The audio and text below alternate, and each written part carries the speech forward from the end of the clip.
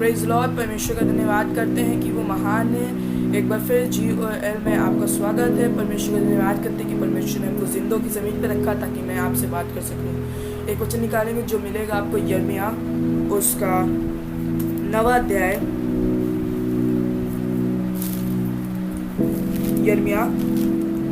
उसका 46 चैप्टर और उसकी 27 वर्ष। यहाँ कुछ इस प्रकार से लिखा है, परंतु हे मेरे दास याकूब, तू मत डर, और हे इज़राइल विस्मित ना हो, क्योंकि मैं तुझे और तेरे वंश को बंधुआई के दूर देश से छुड़ा ले आऊंगा। याकूब लौट कर चैन और सुख से रहेगा और कोई उसे डराने ना पाएगा। हालेलुया। परमेश्वर का कलाम यहाँ मेरे और आपसे बात कर रहा है, और यहाँ पे परमेश्वर का कलाम बता रहा है, परंतु हे मेरे दास याकूब मत डर, हे इज़राइल विस्मित ना हो, क्योंकि मैं तुझे और तेरे वंश को बंधुआई के दूर देश से छुड़ा ले आऊंगा। जी हाँ, मैं आज आपसे बात कर रहा हूँ उस बंधुआई की जिसमें आप बंधे हुए हैं, उन तकलीफ़ों की, उन परेशानियों की, उन चीज़ों की जिनमें आप फंसे हुए हैं, जिनमें आप अभी भी ग्रसित हैं, जिन परेशानियों में आप अभी भी फंसे हुए हैं, जिनसे निकलना चाहते हैं, अभी तक नहीं निकल पाए। परमेश्वर का कलाम मेरे और आपसे बात कर रहा है, और परमेश्वर का कलाम बता रहा है, तू मत डर, तू विस्मित ना हो, तू घबरा ना जा, क्योंकि परमेश्वर का कलाम मेरे और आपसे बात कर रहा है और कह रहा है, क्योंकि मैं तेरे वंश को, तू वहां मरने नहीं पाएगा। तेरे औलाद, तेरे भाई बहन, तेरे बच्चे, तेरे परिवार के लोग बर्बाद नहीं होंगे। हाँ, इस संसार की तरह वो नाश नहीं हो जाएंगे। मैंने उनको नाश होने के लिए नहीं बनाया, लेकिन खुदा का कलाम मेरे और आपसे बात कर रहा है और कह रहा है कि मैं उनको उस आसिरी जमीन से, उस बंधुआई के देश से, उस गुलामी की जगह से निकाल लाऊंगा। मैं उन्हें बचा लूंगा, मैं उन्हें सलामत करूंगा, और वो सुख से रहेंगे और उनका डराने वाला कोई ना होगा। जी हाँ, यहाँ पे कुछ अध्याय पहले जब हम पढ़ते हैं तो यहाँ पे कुछ हमको मिलता है। जब आप इसी के यिर्मयाह के 42 चैप्टर में पढ़ेंगे, तब कुछ लोग यिर्मयाह के पास आते हैं और कहते हैं, यिर्मयाह प्रार्थना करो, हम तो अब बहुत थोड़े हो गए हैं। यिर्मयाह प्रार्थना करो, परमेश्वर से पूछो क्या हमारे लिए सही है, क्या हम मिस्र को जाएं या ना जाएं, जिस जगह पे हम हैं क्या वहीं पे रहें। यिर्मयाह खुदा से दुआ करता है और दुआ में जवाब आता है, और फिर उसके बाद वो कहते हैं, यिर्मयाह के लोगों से कहता है, तुम मिस्र को ना जाना, वरना तुम गुलाम बना लिए जाओगे और वहां पे तुमको बड़े कठिन परिश्रम कराएंगे। लेकिन जब उन लोग ये बात सुनते हैं तो वो कुड़कुड़ाने लगते हैं और कहते हैं, नहीं, खुदा का कलाम ये नहीं हो सकता, नहीं, खुदा का वचन ये नहीं कह सकता।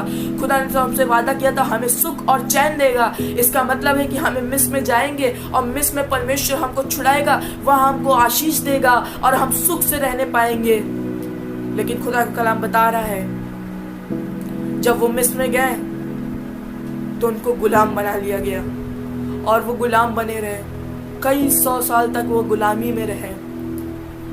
जी हाँ, वो गुलाम बना लिए गए, और फिर उस गुलामी के बावजूद, उनकी अनाज्ञाकारिता के बावजूद, उनकी इन गलत बातों के बावजूद भी परमेश्वर का कलाम उनसे आज फिर बात कर रहा है। जी हाँ, ये वचन जो अभी मैंने और आपने पढ़ा, यिर्मयाह 46 और उसकी 27वीं आयत, जो उस गुलामी के देश में यानी कि उस मिस्र में आ रही है, और ये बोल रही है कुछ इस प्रकार से, परंतु हे मेरे दास याकूब, तू मत डर, और हे इज़राइल विस्मित ना हो, क्योंकि मैं तेरे वंश को बंधुआई के दूर देश से छुड़ा लाऊंगा। हालेलुया। परमेश्वर मेरे उन गलत कामों के बावजूद भी, जो मैंने उसकी अनाज्ञाकारिता की, जो मैं और आप कई बार अनाज्ञाकारिता करके परमेश्वर से अपनी गलतियों में फंस जाते हैं। परमेश्वर मना करता है, परमेश्वर के लोग मना करते हैं कि ये काम ना करो, ये गलत है, ये जगह पे ना जाओ, ये संगति गलत है, लेकिन मैं और आप नहीं मानते, और उन संगतियों में जाके जब हानि उठा लेते हैं, उसके बाद भी जब आप मुसीबतों में हो जाते हैं, जब फंस जाते हैं, आप कोसने लगते हैं परमेश्वर को, उसके बाद भी मेरा परमेश्वर मुझे नहीं छोड़ता।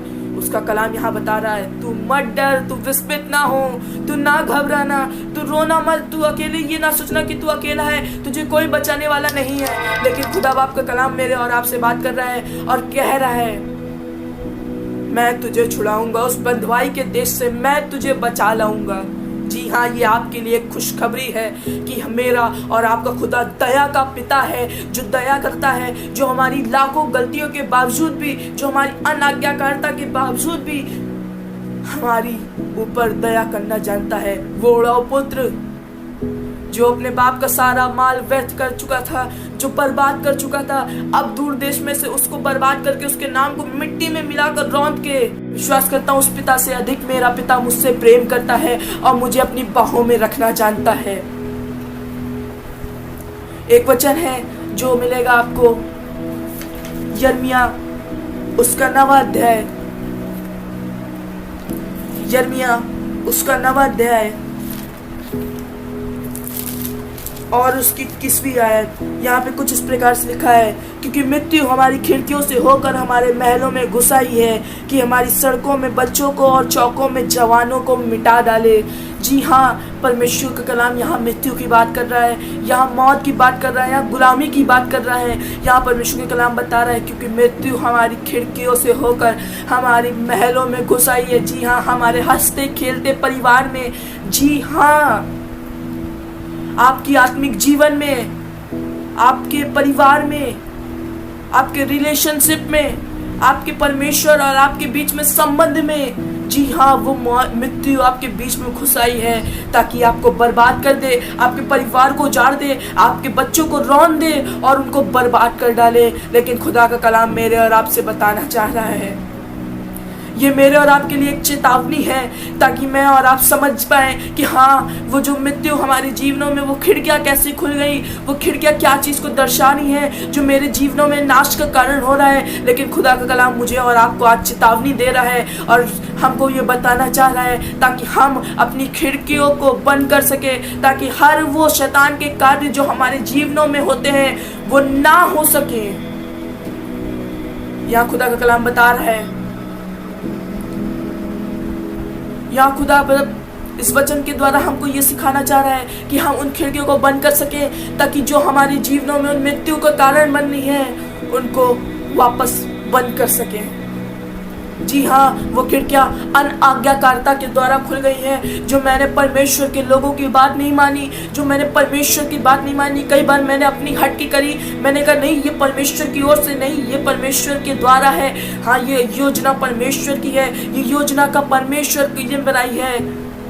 और ऐसे करके मैंने अपने आप को, अपने जीवन को, अपने परिवार को, अपने लोगों को मुसीबतों में डाला। लेकिन खुदा बाप का मेरे और आपसे एक कलाम आज फिर बता रहा है, उस मुसीबतों के समय में, उस मृत्यु जब हमारे घरों में आके बैठ गई है, उस समय में भी परमेश्वर का कलाम बता रहा है, मैं तुमको उस बंधुआई के देश से, उस मृत्यु के जाल से मैं तुम्हें बचा लाऊंगा और तुम सुख से रहोगे और तुम्हें डराने वाला कोई ना होगा। एक वचन निकालेंगे जो आपको मिलेगा मत्ती उसका 27 और उसकी 4थी आयत, और यहाँ पे कुछ इस प्रकार से लिखा है, और कहा, मैंने निर्दोष को घात के लिए पकड़वा कर पाप किया है। उन्होंने कहा, हमें क्या, तू ही जान। तब वो उन सिक्कों को मंदिर में फेंक कर चला गया और जाकर अपने आप को फांसी लगा ली। ये वही यहूदा इस्करियोती है जो परमेश्वर के साथ रहता था। जी हाँ, ये परमेश्वर का चेला है। जी हाँ, ये परमेश्वर के वचनों को पढ़ता था। जी हाँ, ये परमेश्वर के वचनों को उसके परमेश्वर के मुंह के द्वारा सुनता था। जैसे परमेश्वर और लोगों को पतरस, याकूब, यूहन्ना को वचन सुनाते थे, वैसे इसको भी प्रचार करते थे, इसको भी वो बातें सुनाते थे। लेकिन आज पता नहीं क्या हो गया है कि मृत्यु इसके घरों में घुस गई है और इसको नाश कर रही है, इसको बर्बाद कर रही है। मृत्यु ने इसे बर्बाद कर दिया है। लेकिन मेरे और आपसे खुदा का कलाम बताना चाह रहा है कि मैं तुम्हें उस बंधुआई के देश से छुड़ा लाऊंगा। यदि आप परमेश्वर पर विश्वास करेंगे तो वो आपको, विश्वास मानिए, वो आपको छुड़ाने की सामर्थ्य रखता है। ये यहूदा तो परमेश्वर के साथ रहता था, ये यहूदा तो परमेश्वर के वचनों को सुनता था। आज क्या हो गया कि इसके जीवन में मृत्यु घुस गई और इसके फलों को रौंद दिया और ये आज मृत्यु की कगार पे आ गया। इसने अपने आप को फांसी लगा ली, अपने जीवन को नाश कर दिया। खुदा का कलाम मेरे और आपसे बात कर रहा है और बताना चाह रहा है, अपनी उन छोटी छोटी बातों को जो हमारे जीवनों में खिड़कियों को खोल ली है। जी हाँ, आप उस बातों को समझ सकते हैं। आपके जीवन में जो उन खिड़कियों को खोल ली है जो परमेश्वर से दूर कर रही है, आज उन्हें दूर कर दीजिए, उन्हें हटा दीजिए, ताकि आपसे और परमेश्वर का रिश्ता और अच्छा हो सके। एक वचन निकालेंगे जो मिलेगा आपको भजन संहिता उसका 80 और उसकी 12वीं आयत। यहाँ पे कुछ इस प्रकार से लिखा है, फिर तूने उसके बाड़ों को क्यों गिरा दिया कि सब बटोही उसके फल को तोड़ते हैं और जंगली सुअर उसको नष्ट किए डालते हैं और मैदान के पशु उसे चर जाते हैं। यहाँ पे परमेश्वर का कलाम दाऊद के द्वारा बता रहा है। दाऊद एक सवाल पर पूछ रहा है परमेश्वर से, फिर तूने उसके बाड़ों को क्यों गिरा दिया। जी हाँ, ये बात हो रही थी मिस्र में गुलामी किए हुए इजराइलियों की। यहाँ पे आप इसकी 8वीं आयत से पढ़ेंगे तो आपको समझ में आएगा। तूने मिस्र से एक दाखलता ले आया और अनजातियों को निकाल कर उसे लगा दिया। तूने उसके लिए स्थान तैयार किया और वो जड़ पकड़कर फैल गई, जड़ पकड़ी और फैल कर देश भर दिया। उसकी छाया पहाड़ों पे फैल गई और उसकी डालियां ईश्वर के देवदारों के समान हुई। उसकी शाखाएं समुद्र तक बढ़ गईं और उसके अंकुर महानद तक फैल गए। फिर तूने उसके बाड़ों को क्यों गिरा दिया।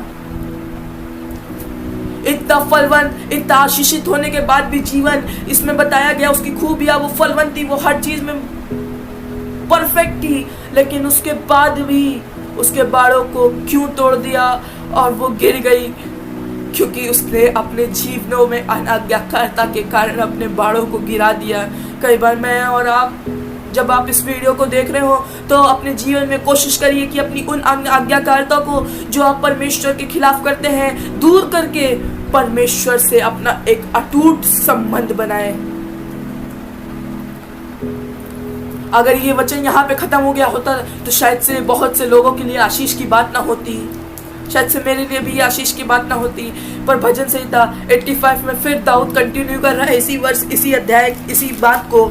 और फिर यहाँ कुछ इस प्रकार से लिख रहा है, हे यहोवा, तूने अपने देश से प्रसन्न हुआ, याकूब को बंधुआई से लौटा ले आया।